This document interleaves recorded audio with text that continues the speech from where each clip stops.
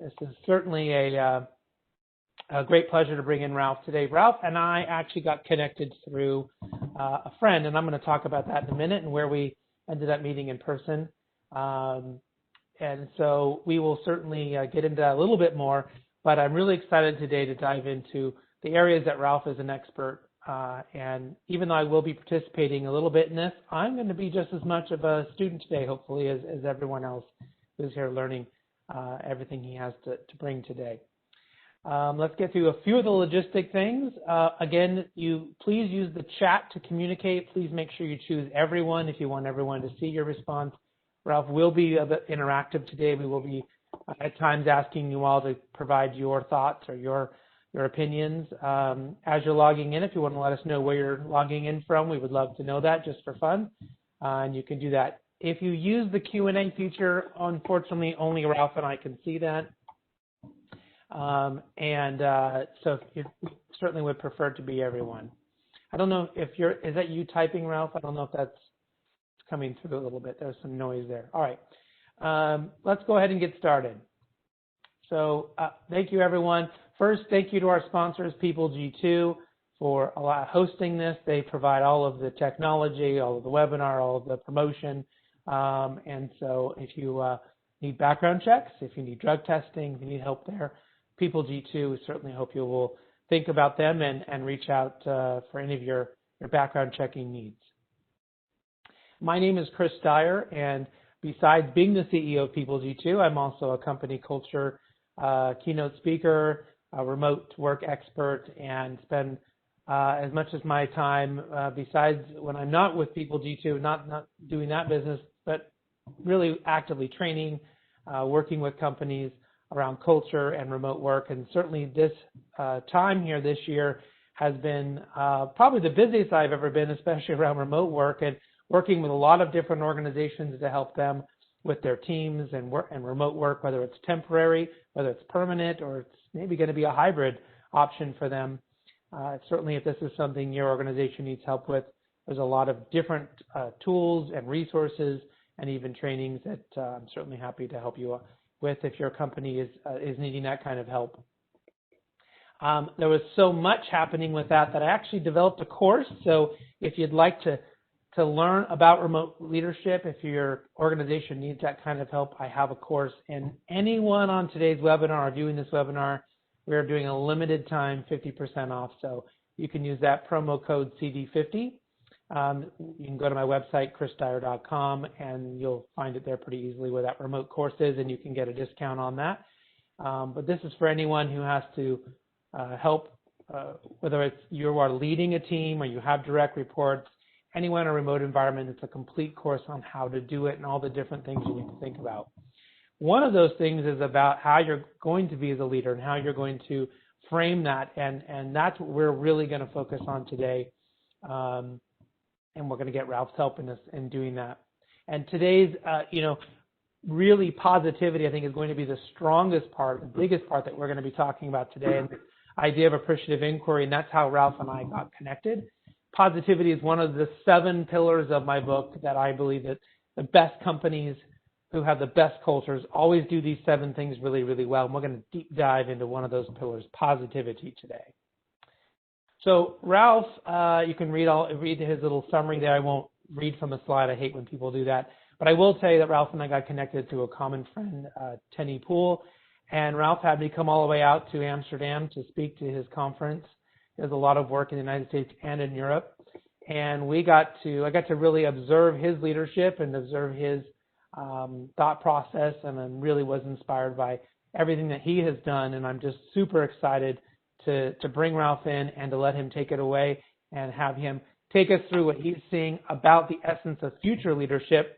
And then at the end, I'll wrap it up and give you a few of my thoughts, and we'll certainly give you opportunity to ask questions and provide your thoughts as well as we go on. So I will shut up now and introduce Ralph. Take it away. Thank you, Chris. Good afternoon, good morning, good evening, whatever time zone you're joining us from. I want to thank Chris for having me.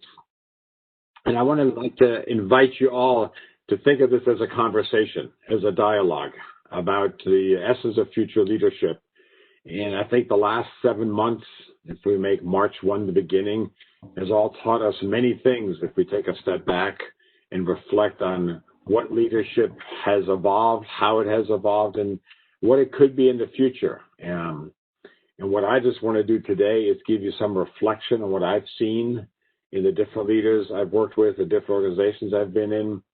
And it's all just a starting point for a conversation, because I don't think anybody has the answer about what future leadership looks like. If anybody says, I know what life is going to be like in 6 months now, I'll sell them the Brooklyn Bridge because it's for sale too. Because we just don't know. We're exploring. And so one of the things I want to start the conversation with is when you think about the essence, and Chris, if you want to take the slides, or, before this all happened, I think if you think back about 2019, I know for me it was a wonderful year, a very productive year, and high hopes for 2020. And I think many of us were, if we think about Maslow's hierarchy of needs, we're in that top box or near the top box. We were developing ourselves. There was a lot of leadership development programs going on. I always like to say you couldn't walk through a bookstore and not read at least 10 new books on leadership development. Everybody had a theory on it.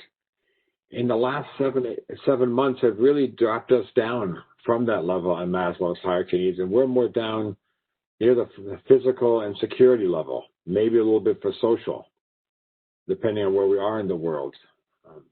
There's lots of people that are out of work or are furloughed or partially at work. I know in several parts of the U.S., food banks are at an all-time high for their need. And socially, we can't really be with loved ones the way we would like to be due to the COVID restrictions. So as you think about leadership, you also want to think about where are the people that I'm leading, where are their needs? And am I meeting them where they need to be? So as I think about, and what I've noticed is, as people have left offices and moved into home and started working from home, as I said, we moved on Maslow's hierarchy of needs. And I would just ask you to reflect for a minute. If you look at these 5 stages, where are you? Where do you find yourself? And then think about, where were you in January of this year? And so if you just put down, you say, I was in January, I was here, and now I'm here. And that will kind of frame your own movement about where you've moved. So this is what we want to use the chat box for, just to enter your own thoughts on, where were you on Maslow's hierarchy of needs in January, and where do you find yourself now? And I'll give you a minute to do that, because that will influence how we address some of the other items as we go through the conversation today.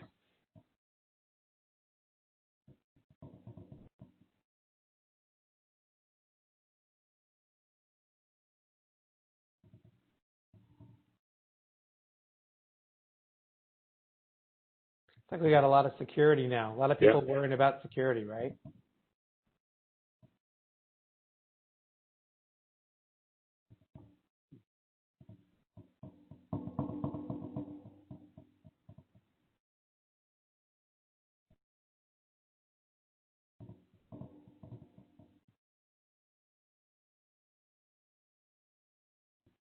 You seeing all those, Ralph? Yeah, I'm seeing those. And so as you're thinking about this and thinking about the movement, it's also an opportunity. And one of the things I call this pandemic the great pause, because it also gives us an opportunity to take a step back and say, okay, I went from A to B. So how do I want to spend the next 6 months now? How do I want to invest my time? How do I want to utilize my time?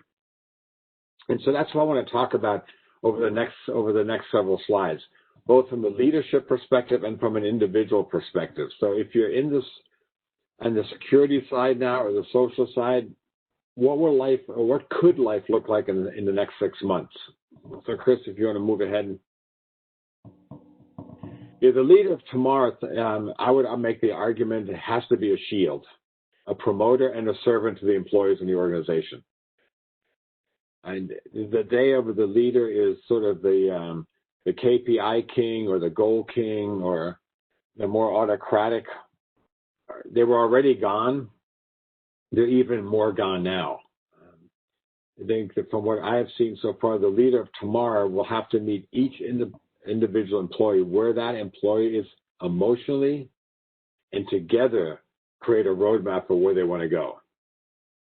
I think it becomes very important that as the leaders and as leaders move forward, that they recognize is that what had been going on pre-pandemic is no longer of value in the sense of how time is allocated. That impromptu chat popping into somebody's office, it's not happening. Leadership is about relationships and about connections. And when I can't have the impromptu connections, then I have to become more intentional about them. So the essence of leadership going forward is going to be around building those connections and making the connections between myself as a leader and the other person. It also means that as an individual, my future is around the connections that I'm building. It's around the connections that I'm making. It's the connections I'm making in the relationships. So when several of you said you're at the security level, that's one step below the social. So one aspiration would be to move toward a more social.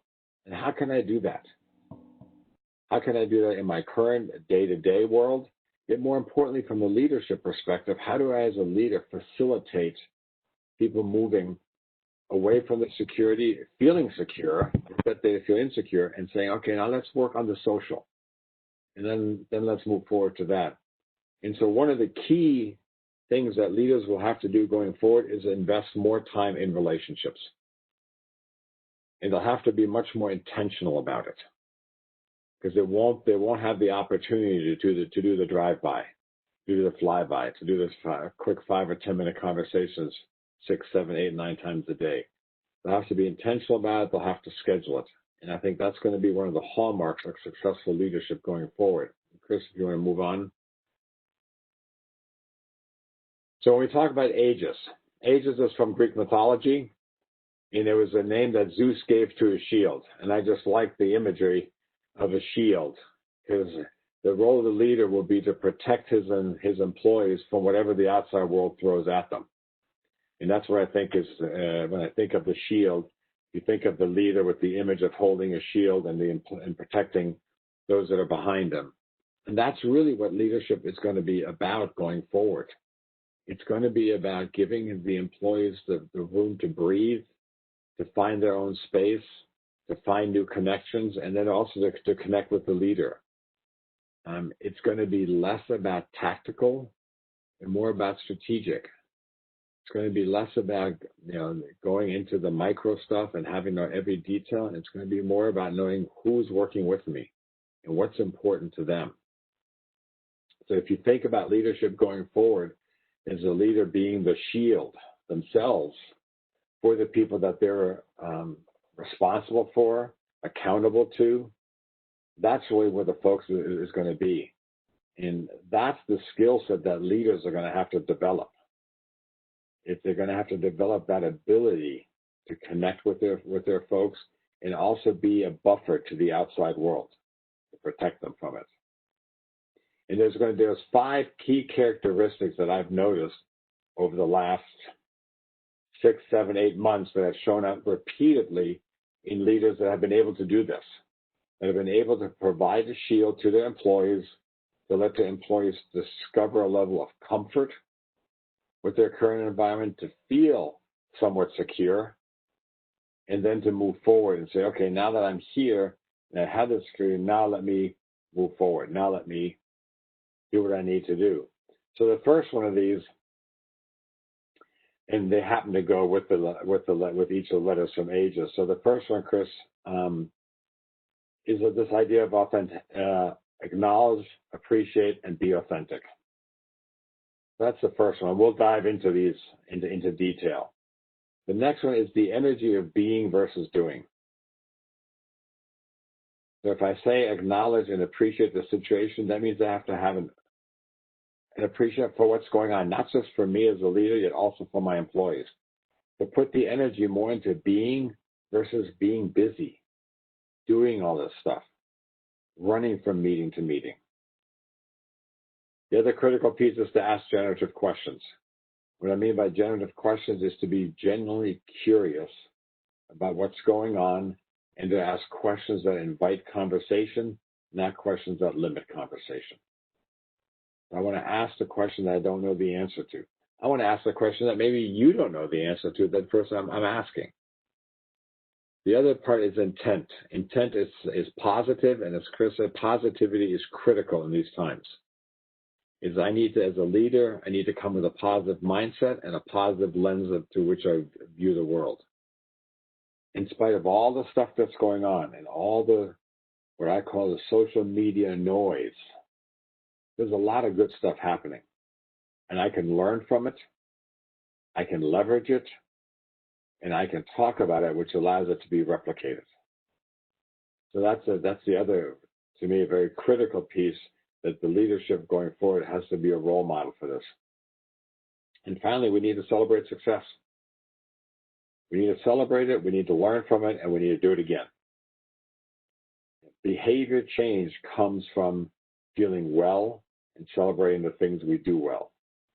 And we're already engaging in new behaviors, and we'll continue to engage in new behaviors. We make that happen by focusing on success. So before I keep on going, let me just stop right here for a second. And just anybody's immediate reaction to what I've said so far. I like to have, as I said, a dialogue. If you have some thoughts, throw them in the chat. If there's a specific question, I know Chris said the Q&A only he and I can see. You can put questions in the chat. I'll give you a minute to do that, and then I'll move on, and we'll go into each one of these in some greater detail, and there'll be a question with each one of them for you to reflect on and how these traits are showing up for you. So let me just stop it here, breathe for a second, see if anybody has any comments or observations, and then we'll move on. There's been lots of comments so far, certainly, and into what you've been saying, and I think the idea of being a shield for your people has been really resonating based on the comments so far.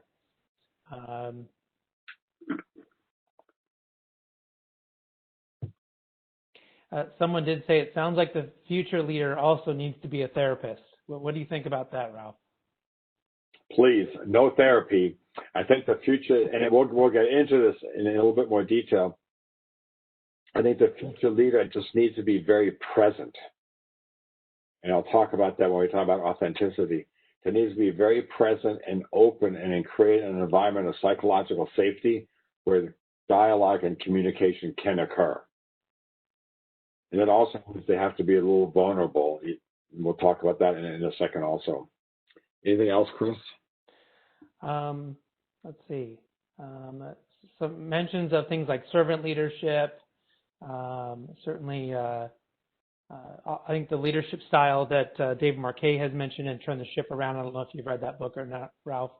Certainly one that resonates with me with intent-based leadership, right? Helping your people make decisions instead of coming to you for permission.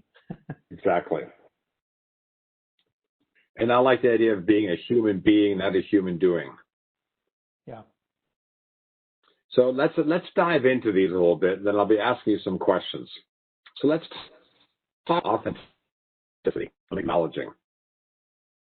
So I think one thing that's become critical in the current environment is for a leader to, the fact that I even have to say it, is to acknowledge and appreciate the situation. Be honest.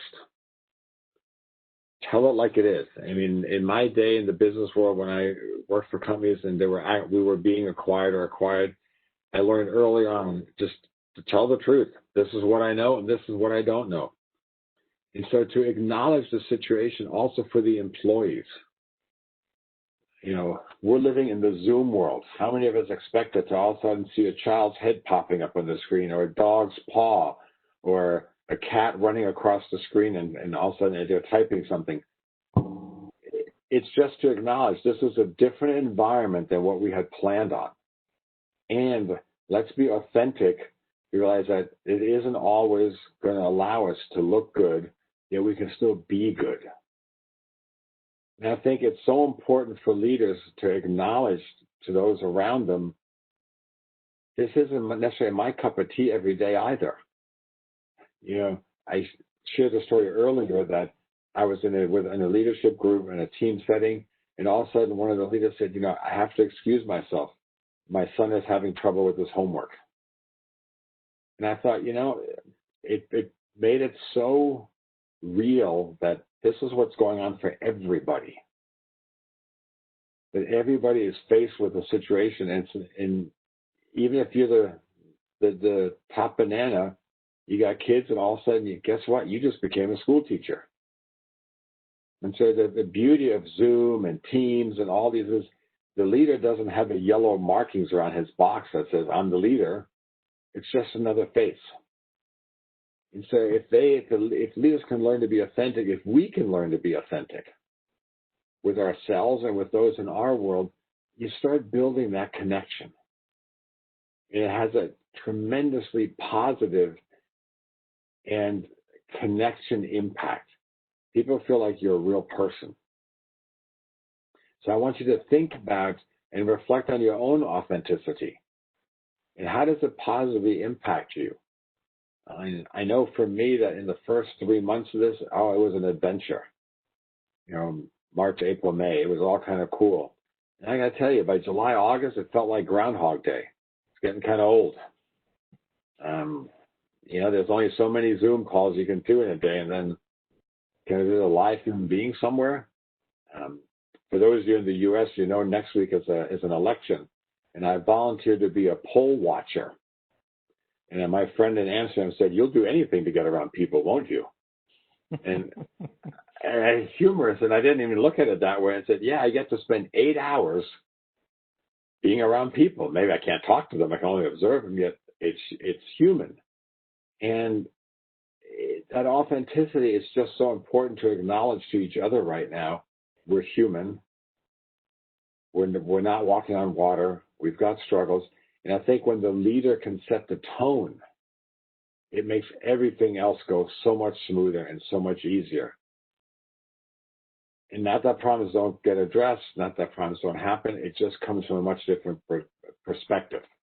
So, Chris, if there's things in the chat that I can comment on, yeah, I would encourage authenticity. There is one question that someone said that my clients are exhausted from being the cheerleaders. Isn't it also important for them to share the burden rather than sucking it up? Isn't that about authenticity and vulnerability? Yes, absolutely. There are days where, you know, if I'm the leader or if I'm the person starting the conversation, is to say, I'm tired. I was on a call the other day, and I said they were making plans. I said, look, I'm fried. Somebody else needs to take the initiative and schedule the next couple of calls. I can't do it anymore. And so I think you're absolutely right. That's part of being authentic, is also say, I'm tired, not today. I'll be back tomorrow. Don't get me wrong. It's not a permanent. And if we can show that human side of ourselves a little bit, it makes it that much easier for others to be human. And if the leader can do it, boy, it just sets a completely different tone. So I think this is one, that's why we started here. I think this is so critical, especially in this time when everybody is going through this at a different pace, different level. What's the word I want to use? Adjusting differently. Let me just put it that way. The other thing, I think the next thing that's really important, we talked about being and doing, and somebody put it in the chat earlier, if you want to go, Chris, it's the idea of human being versus human doing. And there's so much energy that comes from being, where in this environment, doing drains a lot of energy. And energy is so important in this environment. It creates a positive environment.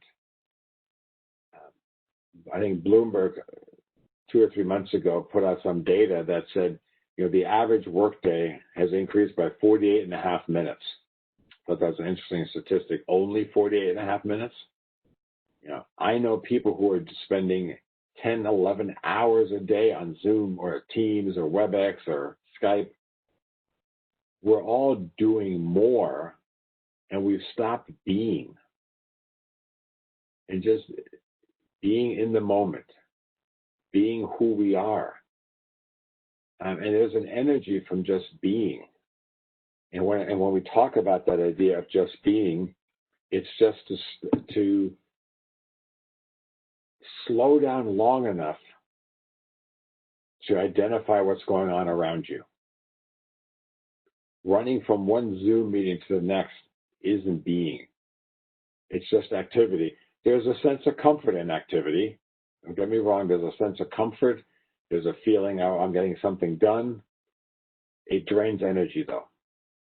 So part of what leadership today is about in this world is to make sure that there's space created for just being. For just being, to be fully present and aware of what's going on right now. You can call that mindfulness. You can do different mindful activities. Whatever you choose to call it, it's the idea of just be present. There's a vulnerability to that. And I don't want to overdo the vulnerability because I think that's become one of those hot topics right now. Yet when I'm just being, I am being vulnerable. Because as somebody said earlier, I'm also saying I need a timeout. I need to take a breather. I can't do this. So it's to notice in your own day, where do you draw energy? From being or from doing? What gives you energy? When is your peak period? When is your low energy period? How do you recharge yourself? The simple act of stepping away from a computer. So one of the leaders I work with, they've started instituting walking meetings. Everybody downloads the app that they're using for communication onto their phone, and they all take a walk while they're having a meeting. It's just to do something different. It's to be present in your surroundings, and it gives a different way of looking at the world. And that also gets you out of the computer screen, because relationships are harder on a computer screen. If I can create the energy of being and having other people be in their environment. We had a group discussion a while back for a client, and one of the people, somebody said, oh, show him where you are. And he turned his camera around, and he was on a lake somewhere. And so the conversation stopped for 5 minutes, and we all oohed and ahed around this beautiful lake and this beautiful scenery. What was really interesting, it gave everybody a chance to connect differently in the room. And so at the next meeting, we said, okay, everybody find a nice spot outside. Let's connect from there. So part of this idea is that we need to be creative in this virtual space. And as a leader, if I'm demonstrating that, I make it okay for others. And I think that's where the idea of being takes on real power. So just notice it for yourself. Notice where you draw your energy. Notice when you accomplish something, do you stop long enough, or are you on to the next one? Or do you just kind of sit back and let me just chill? So there's what's the word I want to use? There is a sense of recharging that comes with being that may not be there from doing. So, Chris, anything pop out in the chat? No, so far I think it's been a lot of great discussion and sort of adding on to what you're saying, okay. But I don't think there's anything for you to address. I think you can move on. All right, so let's talk about questions. And this is one of my favorite topics, the idea of generative questions. So I think we all know how to ask questions. We're all taught to ask questions. We're taught the 5 whys and all those things. And I would just say that the leader of today has to really focus on their questioning ability. And the underlying part is they need to be curious. There needs to be a genuine curiosity about what is happening in the world and what excites them. And in the conversation they're having with the person, what are you curious to learn? So when I think about a generative question, it's a question that encourages space. A generative question creates an openness where there's a co-creation of possibilities. So it's more than just the open-ended question. It's the question that has you think back about your own experience, either lived or imagined. It puts you into a place where you wonder and you can let your creativity run and you can let your imagination run. And in the environment right now, from a leadership perspective, that is so critical. Because when we're on this tiny screen, it forces our view small, yet it also focuses our mind right on what's there. So to have that generative question, which provides that wonderment, that talks about possibilities, not what I think, yet what I've done. So when you think about it, if I asked you, in 18 months, you're having dinner with your children and grandchildren, and they look at you and say, Grandpa, Grandma, that was a really kind of strange time a couple of years ago. What did you learn about yourself? What do you remember the most? What will you say? What will you talk about? Yeah, it's what we remember now will be completely different then. So it's to ask people in terms of possibilities now. The question I wrote there is you think about your role as a leader, and you're a leader for your own tribe, for your own community, for your own network. What possibilities has the pandemic created for you? I think in the U.S., the Bureau of Labor Statistics has said there were more LLC filings in the last quarter than there've ever been. Somebody sees a ton of possibilities. So what possibilities are we looking for? What possibilities are we asking and exploring for ourselves where we'd say, that's kind of interesting. Let me explore that. When the leader does that, he encourages thinking. And we spend so much of our time in stress, fight, flight. Many of us didn't sign up to be school teachers. We already been through school, and all of a sudden we're school teachers. We didn't sign up to be short order cooks or to be maids all of a sudden. So all these things that have come at us, we weren't planning on. So let's take a step back and let's ask some different questions.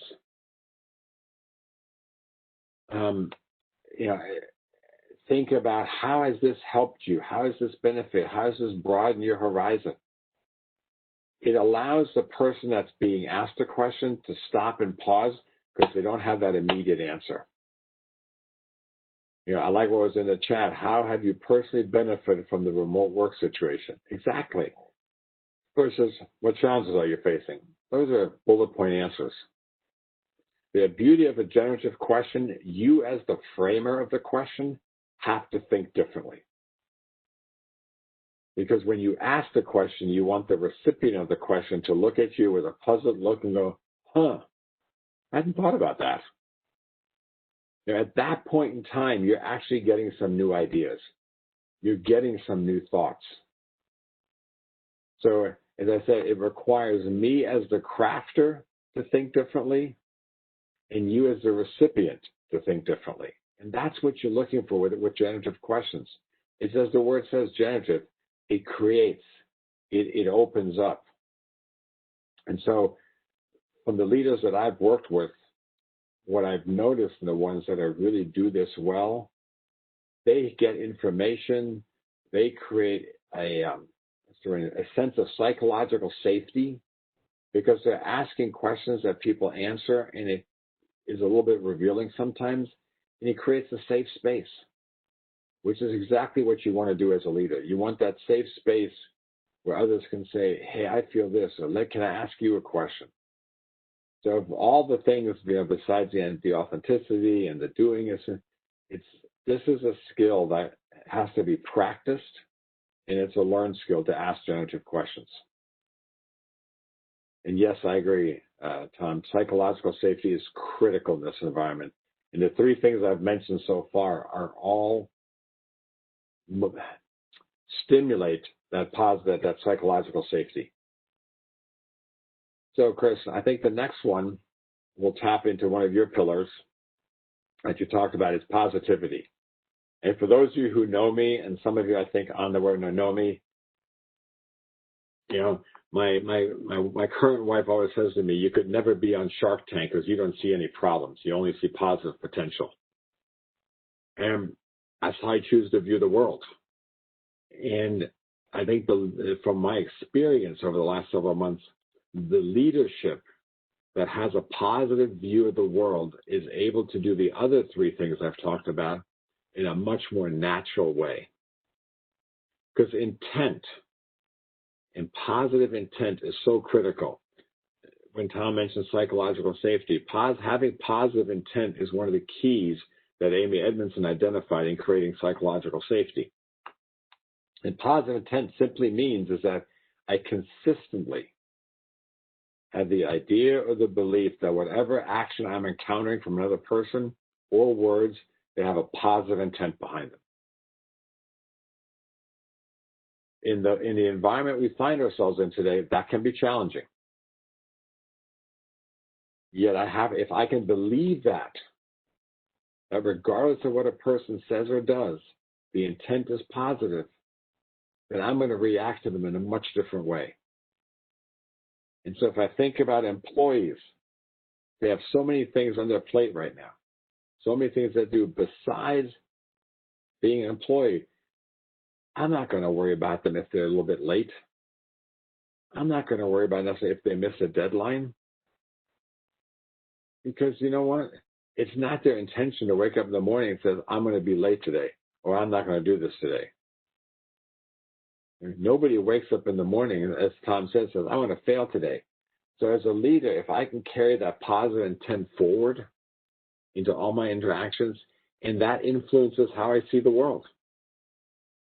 There's a book written a long time ago by someone named Chuck C. called The New Pair of Glasses. If these glasses have a positive lens in them, then I see everything with positive intent, and I have a positive mindset. And what that positive mindset says that I see the current pandemic as a huge opportunity. And while right now I'm probably somewhere around the social space and that I need some social connection, I've also been able to pop up into self-actualizing by taking some additional educational, some additional trainings, exploring some different things, looking at some different trips, getting more handy. So if a leader can do this, and if we can do this individually, then this whole pandemic just becomes a positive course correction into something different. The other thing that becomes important is that as a leader, I need to recognize success as a vehicle for change. People don't change because they feel bad. They stop doing something because it doesn't work for them. It's not giving them results. It doesn't then mean it becomes a permanent change. Permanent change occurs when I feel good about something.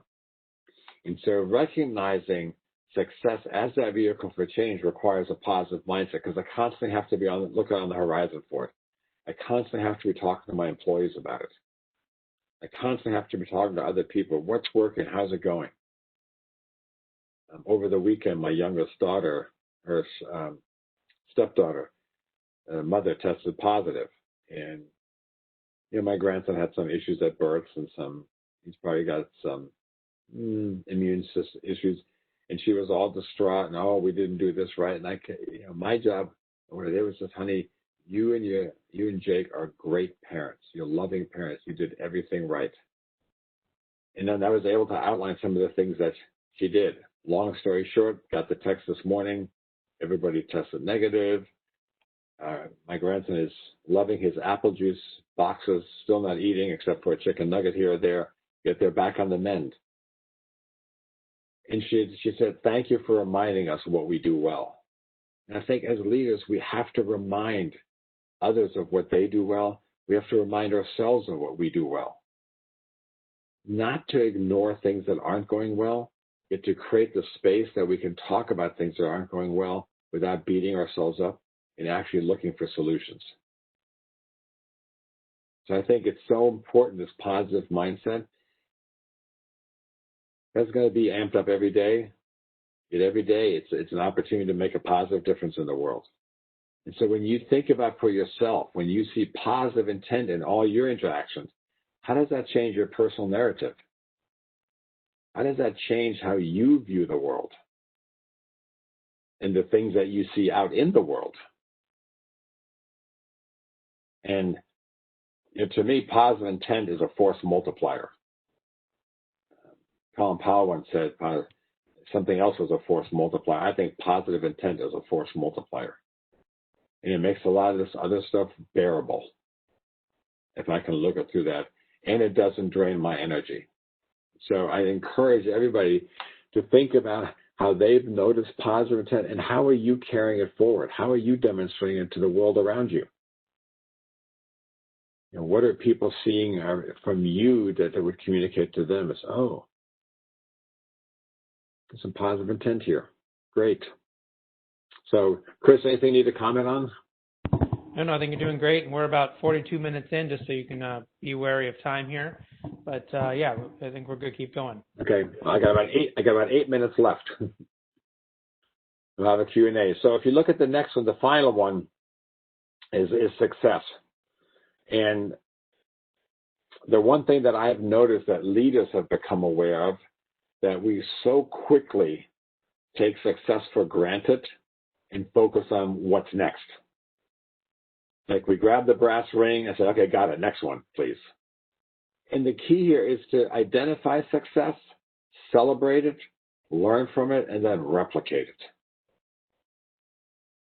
And what I mean by that is that when we find the things that we do well, let's take them apart. What allowed it to happen? Because success creates energy. It creates enthusiasm. So there's a momentum that gets built by it. So let's identify, what did we do well? What allowed us to do it? What were the critical actions and the key actions? And then let's learn from that. So that we can, as I said, so we can replicate it and do it again. You know, from a business perspective, we do things that are, you know, root cause of failure analysis. We talk ad infinitum when we miss a budget. We spend hours analyzing failure. Doesn't mean we have any idea what success looks like. If you would spend the same amount of time, and I think in today's world, the one thing that the pandemic has taught me, it's even more critical because we've got the screen, and it's just all we have right now, is to identify and celebrate success. So define what success looks like before we start the activity. When we get done, hey, we hit it, we did it. What did we do well? What did you learn? Now we encourage that dialogue with each other. Say, so what did this teach you about you? And what kind of energy did you get from it? And what will you do next time? So you're creating a circular loop almost of success identification. What's the energy? What are you going to do next time? How do you keep this going? And it becomes like a flywheel. When you think about it, every day we do something well. In this environment, in the world we find ourselves right now, there's things that we do every day that we can consider a success. And they don't have to be huge. I have a quote there from B.J. Fogg that people change best by feeling good, not feeling bad. If you're not familiar, he's written a book, a Stanford researcher, called Tiny Habits. And it's really about the tiny celebrations of success. So somebody said, how do you celebrate successes? It's as simple as acknowledging them. So the suggestion I would make, if you're running a team meeting on Zoom, you spend the first 8 minutes on Zoom talking about what success did we have yesterday? What went well? What are we proud of? Have somebody share a story. Single it out. The verbalization of success allows people to repeat it. We're quite Pavlovian in that way. And so we talk about their success, and it allows us to repeat it. And we say to people, so what did you do? And then we ask questions, so what can we do tomorrow? Then in the morning meeting, say, okay, what's on the agenda today? What will make today successful? And then at the end of the day, you have group email, group chat, group WhatsApp, whatever it is. Everybody put down one thing you're proud of today before you go home. it's those little reminders that creates that new behavior. It creates that behavior that, oh, I got to put something in the box at the end of the day. I need to remember that.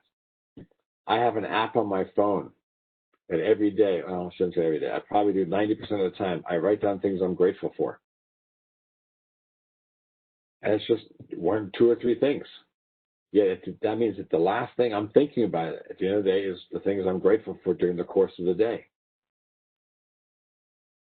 And I think that's so important because it leaves me with a positive mind frame and a positive outlook on the world, because tomorrow it comes back again.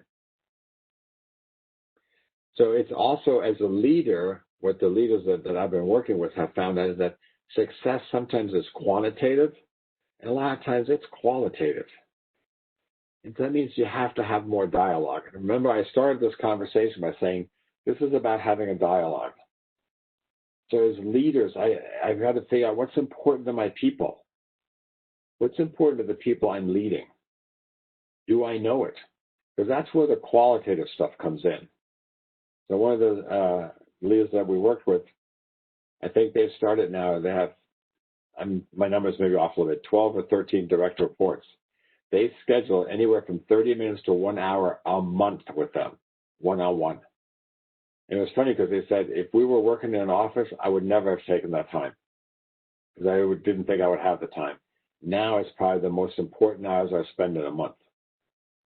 Because in those conversations, she's learned what's important, how the individual measures their own success, became apparent how hard people are on themselves. And so this idea of success also creates a lot of positive emotions. If I, as your leader, know what's important to you, I can call it out. I can say, hey, Chris, I know this is important to you. How'd you do? And that was really well. And that's what leadership is about these days. It's about recognizing the key components of the relationship. I know what's important. I know how you celebrate. I know what you matter. Hey, it's your son's birthday today. Why don't we stop the call 10 minutes early or 15 minutes early so you can go? Or why don't you bring on the call so we can all sing happy birthday? We did it the other day in a workshop.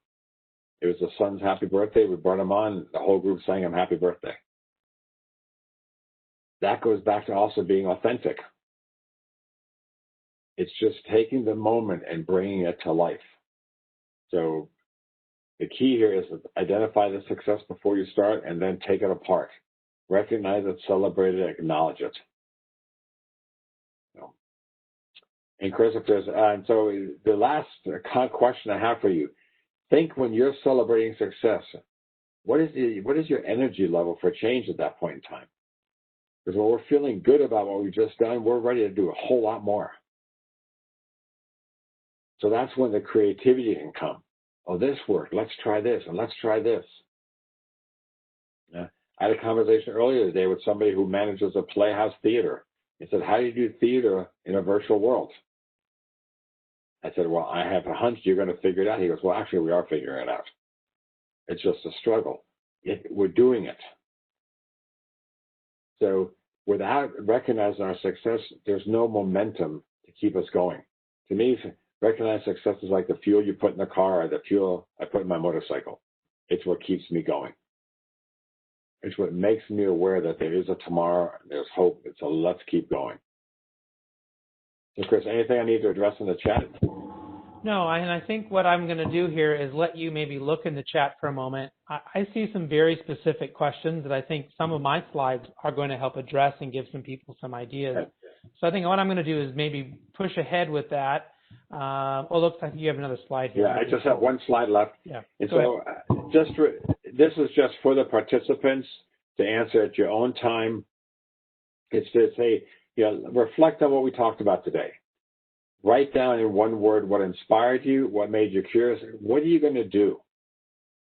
Because one of the things that I've learned is, these kind of webinars and discussions are great. Let's pick one action you're going to take going forward. So that's the other thing. Write down one action that you're going to take as a result of our conversation to engage your team or yourself in a new way. In that, it gives your own sense of saying, okay, I'm going to do something different. Don't make it too big. Just take one small activity and think about being authentic, about being, not just doing, like being curious, asking those generative questions, seeing the world through a positive lens, and celebrating your success.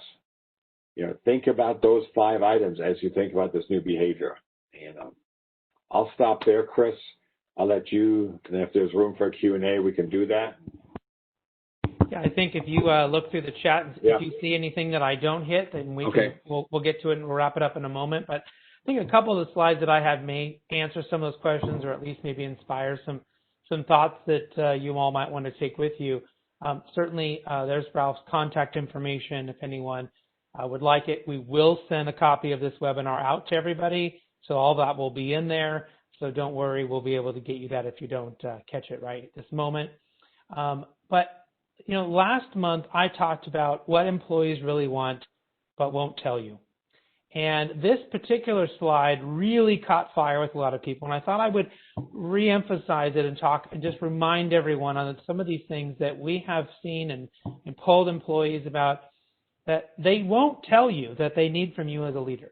They won't tell you that they need you to be brave, right? They'll just leave if you're not brave. They won't tell you to be inspiring or upfront or compassionate. Those are things you need to bring. And I think Ralph has really emphasized for us today in his talk, to be open, to be okay with dissent. That is a really great way that we talk about vulnerability, and I'm going to get into that in a moment, but often allowing your people the ability to disagree with each other and you is a way for you to really connect with them, to be in the moment and to be vulnerable. Vulnerability is not always about showing up and just telling everyone how you feel. It's allowing a space that people can feel safe and having a real conversation.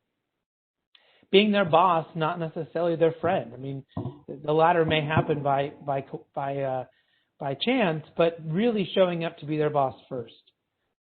Being very clear and being rigid about the big stuff. I find that leaders that I've worked with that are struggling often are wishy-washy on the big stuff, and then they are, really adamant about the small stuff when it should be the opposite. Be flexible about the little things.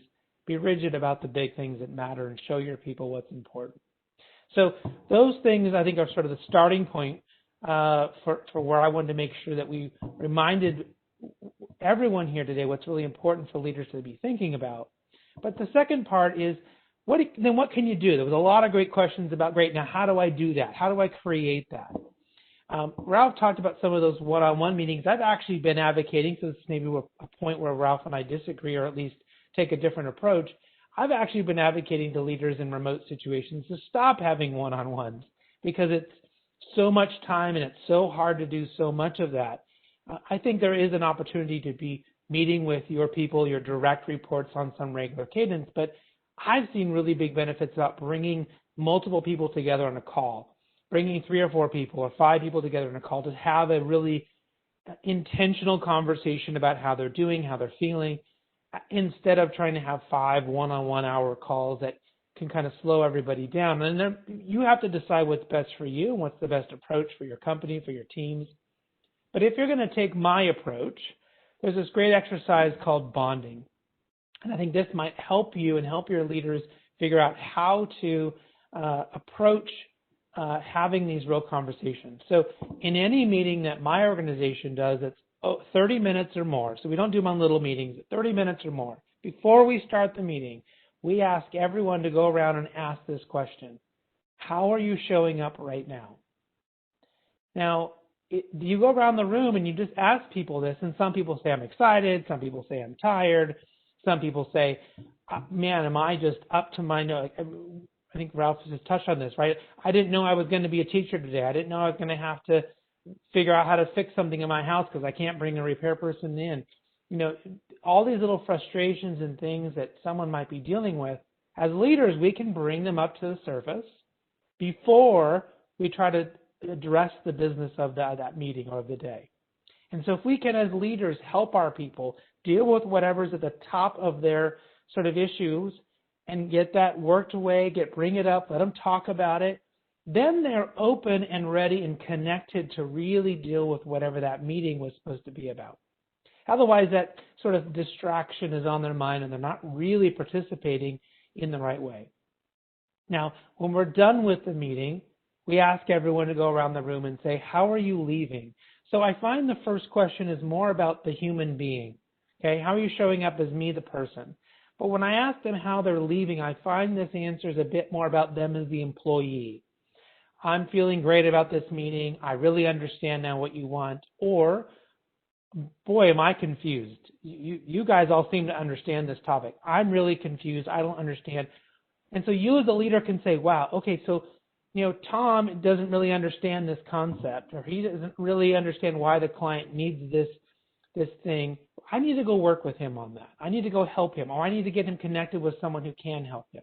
So you as a leader can really facilitate where everyone is emotionally in these meetings. Now, one thing that you really, really need to do, though, if you're going to do this exercise, is the most senior people need to go last in each of these questions being asked. So if you show up and say, how is everyone showing up? But I show up on that call and I'm the CEO and I tell everyone how awesome everything is and how excited I am, they're probably not going to tell me that they're frustrated, upset, or not so excited about this. I need, as the leader, to take a back seat and give my people the space first to tell me whatever their honest assessment is of how they are or how they're leaving before I go and tell them what I think, because they're going to be more likely to want to go along with my energy levels because I'm the boss, right? So if you're the team leader, if you're the boss, make sure you go last. Let your other people go first. And if you find that something is going on, someone shows up and says, I just found out that my grandfather passed away, maybe you shouldn't have a meeting. Maybe you should stop and help that person, deal with that person, maybe reschedule that meeting, right? And realize that maybe something really acute is happening inside your team. Maybe it's not the right time to have that meeting. That's the kind of really high emotional intelligence that leaders can bring to whoever they're managing to really, really help them get to the next level and to help you as a leader be there for them. Now, Ralph and I, in preparing for this, we're talking about vulnerability, and I think we've seen vulnerability really be a topic. Brene Brown has certainly brought this to the forefront, and we did both sort of talk about, we think there's a balance here, and a balance that needs to be had if you're going to really use vulnerability as one of your tools in your toolkit as a leader. And I certainly suggest that really timing and direction matter. So the timing, as I just in the last slide mentioned, you going last, if you're going to be vulnerable, if you're going to share with your people and let them share, you got to go last as a leader. You got to show them that they matter, that what they're thinking about is important first before what you're doing. And if you're going to share things as a leader, I think that's okay. But when you're going down, sort of downhill, if you're going to talk to your people, I think you need to be really careful about how vulnerable you are, how much you go, because they do want you to be that shield. They do want you to be that strong person who can help them, that dragon slayer for their problems and the things that matter to them. And you may have to really find your emotional vulnerability or find those moments uphill, right? Or in peer groups or in other places where maybe you're dealing with people on a more equal playing field. It is difficult for leaders to show up with a whole team full of direct reports and just start throwing up at them, right? And I think that they can do their teams and their company a disservice by being not thinking about it in the right timing and the right direction.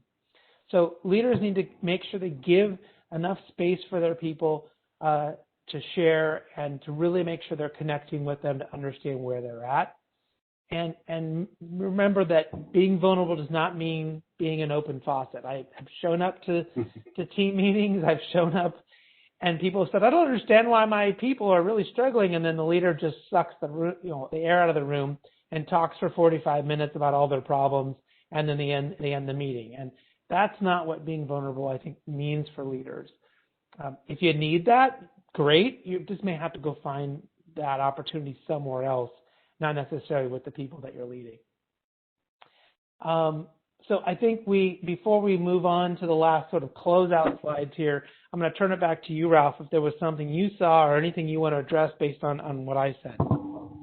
Well, in the chat, there were several comments about how in organizations, authenticity and vulnerability is not always valued or celebrated or promoted even. And I would agree that organizations prior to the last 6 months, that's why Brené's book and concept resonated so quickly, that I would challenge everybody that, being authentic doesn't mean I hang out my dirty laundry.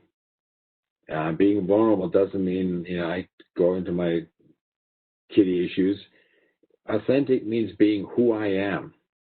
It means, for me, sharing when I'm excited, when I'm upbeat. It means when I'm feeling down. Vulnerable is meaning that you get to see all parts of me. When I'm nervous, when I'm unsure. If third quarter came to an end, we didn't meet our numbers. I'm kind of concerned. I had a conversation just before this meeting where the person said to me, Ralph, I'm a little concerned. I'm not sure I'm doing my job anymore. That's vulnerability. And I said, well, let's talk about how you can have a conversation with your boss about that. So I think these terms, we would take a macro look at them, and I don't think organizations necessarily knew how to deal with these. So my experience is that when you deal with them one-on-one or in small settings, it encourages others, though, to come forward also. And it's like you open the door a little bit and it trickles out, and then you set the stage and more can come from that. So it's, I think Chris said it correctly, it's a matter of balance. My suggestion, we do it and figure out the balance afterwards versus figure out the balance first and then doing it. I'm a big believer in go do it, figure it out. If there's positive intent in your actions, it's going to be okay. I think that was the one theme, Chris, that really came through from what I saw in the chat. And there was a couple other comments that I think in the interest of time, I'll let go. And yeah, and I certainly appreciate everyone being here. And Ralph, certainly everything you talked about today was fantastic. If anyone, we are a little bit over time, but I think we're happy to stick around a few moments longer. If anyone has any additional questions that we did not answer or want to make sure we address, go ahead and drop those into the chat. While you're doing that, I'll just sort of get us to the last little business slides here. If anyone is interested in the remote leadership course, there's that promo code again to get your 50% discount. And be happy to answer any questions about that if anyone has any questions at all. And of course, anyone in North America, if you're interested in background checks or drug testing, please make sure to check out People G2, and thank you again to them for sponsoring today's webinar. And there is Ralph and I's information, and certainly want to answer any other questions if you have it. And Amy, yes, to Amy's question, the answer is yes. So we'll wait here just a moment if any other questions. And otherwise, I really want to thank you all for being a part of it. Appreciate all the wonderful comments and love. And again, thank you so much, Ralph, for agreeing to be on here today and being an inspiration. Thank you, Chris. Thank you for having me. And thank you, everybody who came and shared your thoughts and your insights and questions. I greatly appreciate it. And as Chris said, you have our contact information. Feel free to reach out. Always respond to email or WhatsApp or any other carrier pigeon that respond, whatever you need. Carrier pigeons. I think that's become a resurgence since COVID. So, crazy how things happen. Hey, John Wick brought it back first. Oh, I think you're right. Yeah. All right. Thank you, everyone, so much. Thank Have you. a fantastic rest of your week. And thank you again. And we will announce the next webinar very soon. Thank you, everyone. Thank you.